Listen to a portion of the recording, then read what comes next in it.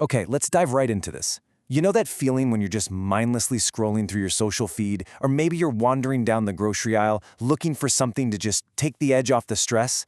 Well, today in this explainer, we're unpacking the modern wellness industry. And specifically, we're going to focus on how it literally rebrands ancient wisdom to sell it right back to us. It's wild. Let's look at the sheer scale of what we're actually dealing with here. Multi-trillion. Yeah, trillion with a T. This industry is an absolute colossus. It is massive. And the whole thing is built on a very fundamental, very human promise. The promise of longevity, vitality, and just finding some inner peace. But to really wrap our heads around how this industry operates at such a staggering scale, we kind of need to look at the core concept that's driving all this marketing. So take a look at this definition of health capital. It's the accumulated physical, mental, and spiritual well-being an individual invests in, maintains, and leverages. Notice the specific language there. Invests in, maintains, leverages. See, when you buy into modern wellness, you probably think you're just, trying out a new health routine. But the industry, it's treating this exactly like a financial system. You're actively participating in an economy, literally building capital. So how does this massive financial engine convince us all to invest? Well, that brings us to our first main point, the myth of translation, or basically ancient wisdom rebranded. So, to get us to part with our hard-earned cash, the wellness industry constantly borrows the aura of ancient practices, right? Tracing its lineage way back. But this brilliantly illustrates what happens during that so-called translation. In ancient holistic frameworks, healing was this incredibly intricate balance. We're talking bodily humors, spiritual alignment, syncing up with the seasons, and serious monastic discipline. But then it gets translated into the modern wellness lexicon and, wow, it undergoes some severe reductionism. A lifelong, deeply spiritual meditative ritual gets chopped down to a 10-minute app subscription. A fully holistic Ayurvedic lifestyle, boom, reduced to an expensive branded turmeric latte or some exclusive weekend retreat. The crucial takeaway here is that this translation, it's absolutely not about preserving historical truth. It is 100% about marketability. By taking these highly individualized modern commodities and wrapping them up in the mystical authority of the past, the industry manufactures this air of timeless infallibility. It's a real game changer for them, honestly, because it acts as this brilliant shield protecting their products from any real critical scrutiny. Which perfectly sets up our next part, the pseudo-medical disguise, scientism, and pseudo-authority. So here's the paradox. While the industry loves playing up the ancient mysticism, it completely double dips by adopting a modern medical disguise at the exact same time. Do you recognize any of these buzzwords? Detoxification, cellular inflammation, biohacking.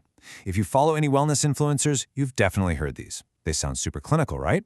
Well, they're specifically designed to mimic genuine medical authority, but without the messy, actual work of rigorous peer review or clinical trials.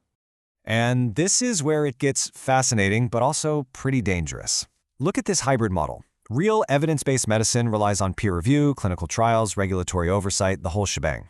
Wellness culture completely mimics that aesthetic. They offer diagnostic tests, prescribe very specific routines, but they operate totally outside those rigorous standards. By putting on this pseudo-medical disguise, the industry is just capitalizing on our very real distrust of institutional healthcare. We really think we're buying preventative medicine, but what we're actually being sold is an expensive, unregulated mirror image of healthcare, mostly just to soothe anxieties they manufactured in the first place. Let's move on to our third section, herbal medicines and the placebo economy. Let's peel back the onion a bit more and look at where this commodification is super visible. We're talking about the multi-billion-dollar market for adaptogens and botanical remedies, promising these just incredible results. But get this, here is a wild fact. When put to the test in double-blind clinical trials, many incredibly popular wellness supplements perform literally no better than inert substances, basically sugar pills. Stripped of their original individualized contexts, a lot of these mass-produced panaceas completely lack genuine scientific validation, which obviously begs a pretty huge question, right?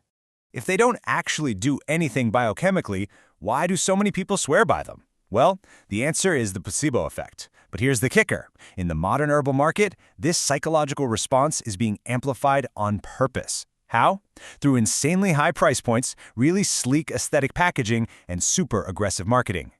So the crucial point is captured perfectly in this quote. It's literally turning consumer expenditure itself into the active ingredient. Under the rules of modern wellness mercantilism, the actual biochemistry of the supplement, it kind of doesn't matter. What matters is that the consumer believes it works. And ironically, the more you pay for it, the more that belief is reinforced. Your spending actually becomes the cure. Which leads us to a slightly darker side of all this. Section 4. Toxic positivity as a marketing strategy. Now, this might be the most insidious thing this industry exports: toxic positivity.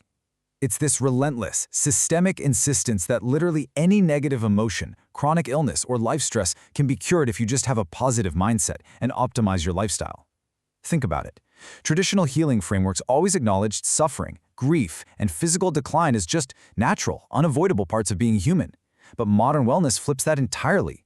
It pathologizes unhappiness. It frames it as a personal failure. If you're stressed or unwell, well, they'll tell you your mindset is poor, your energy is misaligned, or you just aren't disciplined enough with your morning routine. And let me tell you, that framing serves a very specific economic function. It fuels an endless loop of consumption. Let's walk through it. Step 1. Positive thinking inevitably fails to cure systemic burnout or chronic illness because, let's be real, a good mindset isn't going to fix economic precarity or environmental degradation.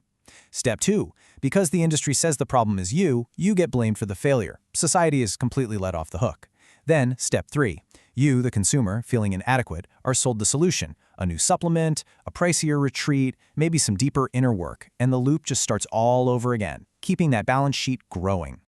Okay, bringing it all together now. Section 5, the capitalist engine. So when we stack all these layers up, the true face of the modern wellness industry is pretty clear. They have successfully monetized our most fundamental human vulnerabilities: our desire for health, meaning, and just a little bit of control. As we've seen today, they do it through 4 main pillars. They co-opt ancient wisdom, they mimic medical authority, they capitalize heavily on the placebo effect, and they absolutely weaponize toxic positivity. So beneath all those robes of ancient tradition and the beautiful minimalist packaging of modern self-care, it's really just a perfectly adapted capitalist engine, purpose-built for the age of Instagram and anxiety. I want to leave you with one final, provocative question today. Think about your own health capital. Think about the products popping up in your feed every single day. Are we actually buying genuine well-being here, or are we just financing a balance sheet of consumer expenditures? It's definitely something to chew on the next time you're being sold a beautifully repackaged piece of ancient wisdom. Thank you so much for hanging out with me for this explainer. I really hope it helps you see that wellness scroll in a completely new light.